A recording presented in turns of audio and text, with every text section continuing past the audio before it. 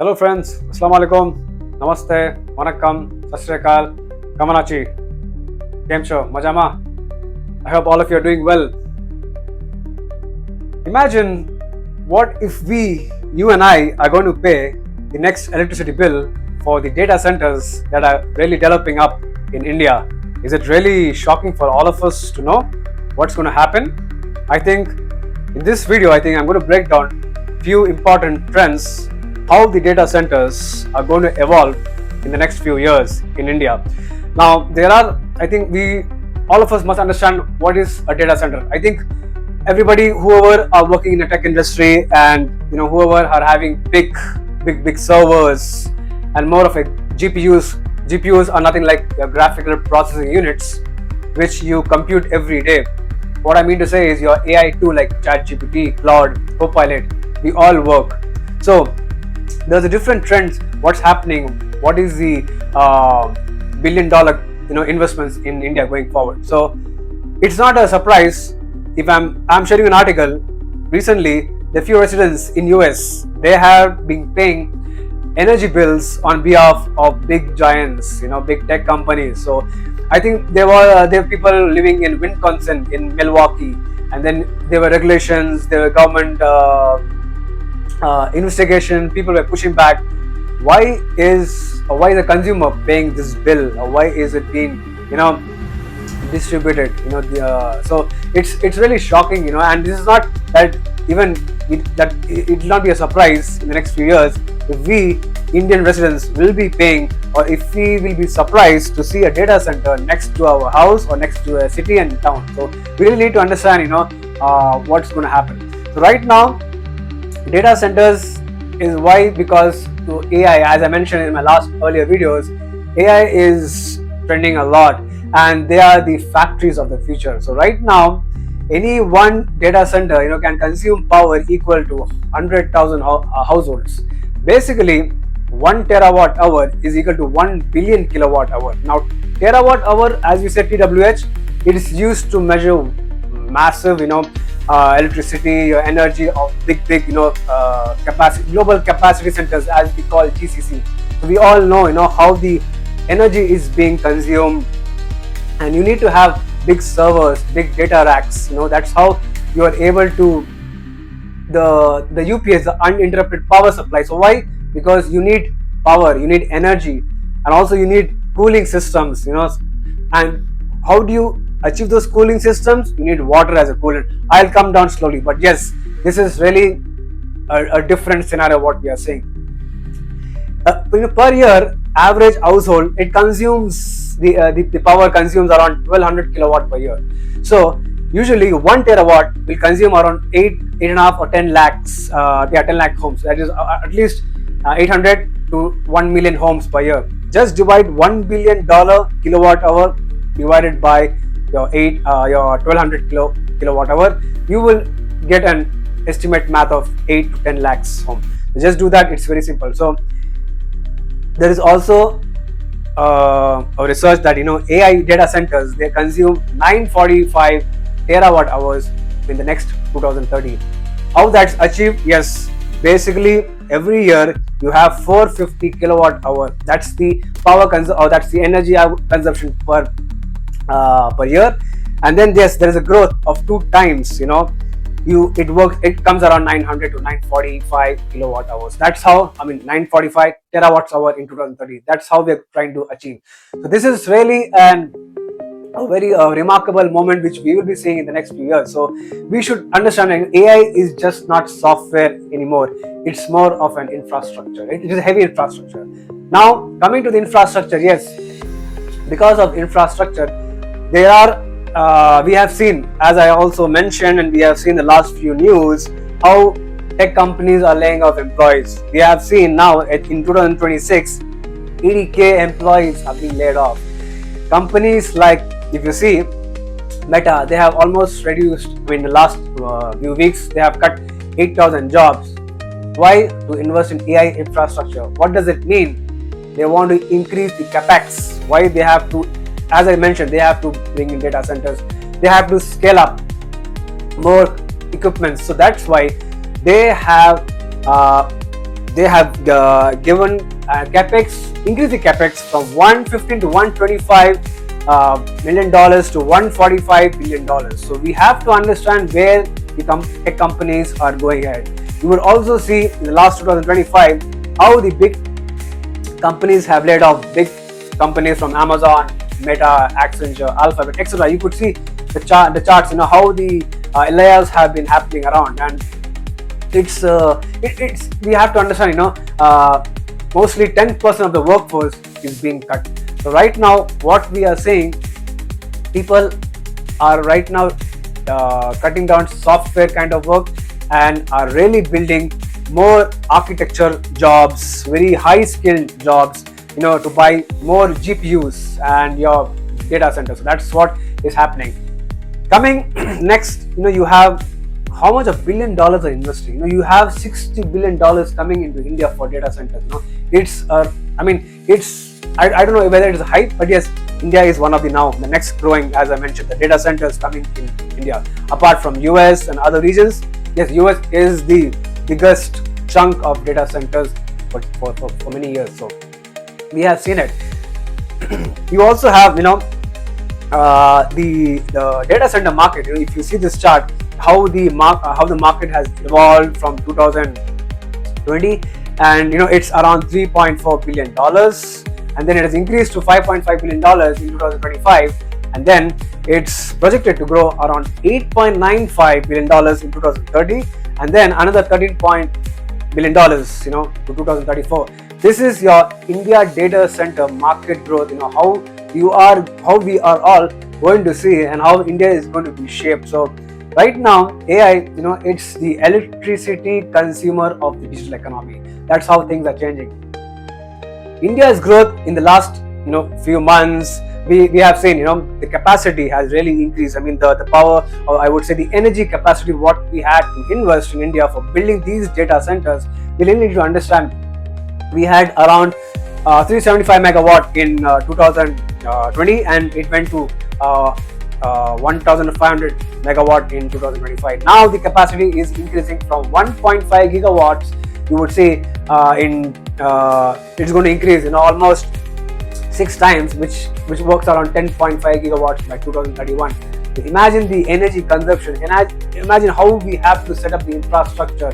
Just think about the grids. How the governments, or how India as a whole, how can we create this kind of ecosystem to keep power running? So it's very important, we need to understand India is becoming the backbone of global AI infrastructure. So you will also see there are different locations of India where the data centers are concentrated in different states of India. You see the Silicon Valley, we know it, the famous Hyderabad and Bangalore, which are really known for the IT companies, tech companies. And then you have Chennai, and then it goes to Mumbai and rest of the in India. So you would see how the percentage of the entire geographies are divided. How the tech companies, how they have built the cloud infrastructure, SAS, and now the AI data center. So this is really going massive on a very big scale. we also should know, how can we overcome the water and the power crisis. As I mentioned, in 2030, yes, data centers will consume around 945 terawatt hour, and now per year, if you won't believe, you'll be surprised to know that the data centers in India are consuming at least 37 billion liters of water. This is not a joke, but this is really a reality.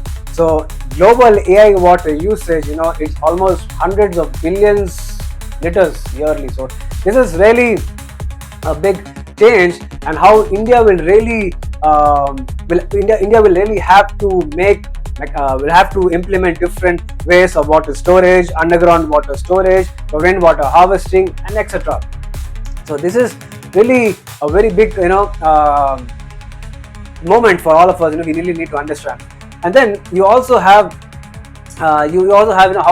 how people make money, and what's the next way, how do companies make money out of this. Now you have tech companies, yes, they invest billions of dollars and build very big hyperscale kind of companies. So what happens usually, they offer service to their big clients. They sell cloud plus AI services. It depends on paper requirement, how much ever you want to use which kind of service. That's one thing. Like you have Amazon, you have Google, you have Microsoft, Meta. So that's how they do. Another one is the co-location, where you have developers. Yes, they may also lease out for some years. That's a big asset for them, and also they will rent out space plus power. So for power, yes, you will any customer will have to pay the Indian rupees per kilowatt hour, or wherever in which country, whether it's in dollars or wherever the data centers are built. That's how the I would say this is a different revenue models, where people where companies are trying to scale up their business. So data centers now are the new commercial real estate of digital world. Now, if we come towards the ecosystem, as I mentioned, the ecosystem winners, obviously, yes, you have your tech companies. Yes, they develop, as I mentioned, they develop their own cloud system, your AI models, and etc. That's how they generate revenue. And then you have developers, your real estate. They acquire a lot of land parcels, and they sell to their big clients, the companies who want to set up their companies. And that's how we see GCCs. It's one of the biggest upcoming offices, big. I mean, companies are acquiring more than 1 lakh square feet. So imagine the way power is getting consumed. You could see, the real estate a comparison versus, the infrastructure. So you would see in real estate, yes, companies will develop, in land, acquiring land, and or at least buying a building, and then they rent out or lease it out, to their clients. And then for infrastructure, you have power companies. Power grid companies are another. They have emerged as some very big influencer, where they are trying to also sell or give supply power to the companies, how they want the companies to buy or to consume the tariffs. That's another way. So they are really trying to milk the cash out of these companies by supplying power to all these companies. So it's a different trend what we are seeing. And AI just not a tech story, but yes, it's an industrial revolution. So you need to understand, it's an entire ecosystem, from chip makers to power companies. Everybody is making money. Now, we have seen the way job creation has been really done, versus the job loss. Right now, as I mentioned, yes, 10% of the workforce is cut. You have 30%. There is a risk in outsourcing jobs in India, and that's why new roles are emerging in data center construction, electrical engineering, and AI infrastructure ops. So we have to really understand that there are fewer jobs, not like repetitive jobs, but yes, higher skill jobs. And then last but not the least, there are debates. There are controversies. How do companies consume so much of energy, and there's also water. They're consuming more of water. So it's right now the way things are happening across. If I say you, and we all of us are using AI models, we compute or we ask the AI to generate questions, and we get answers. So for every prompt, imagine how much water does it consume, how much electricity does it consume. So that's very important. How the environmentalists are really protecting themselves. How does, like India, how can we really have enough water to support the next generations? How do we live in an environment where we have no shortage of water? I know our land, every state in India, how we depend on agriculture. So really, there are different regulations. Governments are now trying to bring more policies, better transparent policies, and it's also, I would say, it's a very myth. How they are going to really scale up that much of power, to generate terawatt hours for the data center. So that's the really important crux, of today's data centers.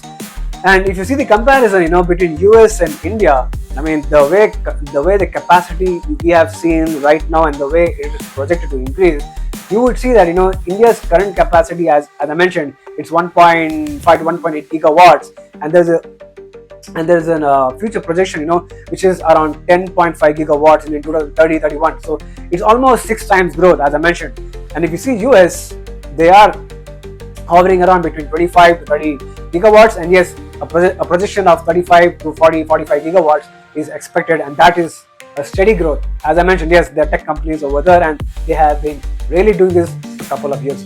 So globally, if you talk about the AI, the capacity, yes, you have 60 gigawatts, and that's going to grow almost 2 times. As I mentioned, it's 120 gigawatts in the next few years. So it's something, we would say that the US built the internet, but India could power the AI future. So today's I conclude today's video, like I would say, AI is just not replacing jobs, it's rebuilding the world's infrastructure.